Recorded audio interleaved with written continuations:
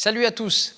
Comme vous le voyez avec nos danseurs, à chaque séance, on commence par un échauffement, ce qu'on appelle le warm-up, qui est la version anglaise de l'échauffement. L'échauffement, très important avant de danser, parce que vous avez besoin de préparer votre corps pour éviter la mauvaise fatigue et les blessures. Donc, différentes manières de s'échauffer, différentes étapes pour s'échauffer. D'abord, beaucoup d'exercices de relâchement. Le relâchement du cou, le relâchement de la tête. Il faut toujours le faire en respirant très bien et surtout en respirant calmement. Ensuite, vous pouvez commencer à attaquer des petits étirements, des mouvements du corps qui peuvent étirer vos épaules. C'est bien de se donner un ordre en partant, par exemple, d'un segment à un autre, en commençant par le cou, ensuite les épaules, les articulations, ici au niveau du coude, au niveau du poignet, même les doigts.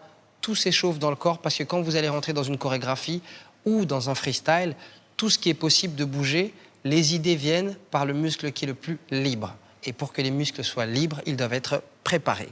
L'autre partie de l'échauffement, c'est la partie cardio, la partie qui va nous demander beaucoup plus d'énergie. Comme vous l'avez vu dans chaque warm-up, ce qu'on fait, c'est qu'on choisit des petits mouvements d'ambiance et on les répète, et on les répète, et on les répète, et on fait travailler un peu le cœur, et on essaye de garder une respiration constante, et on continue à danser avec des steps qui sont des steps de base.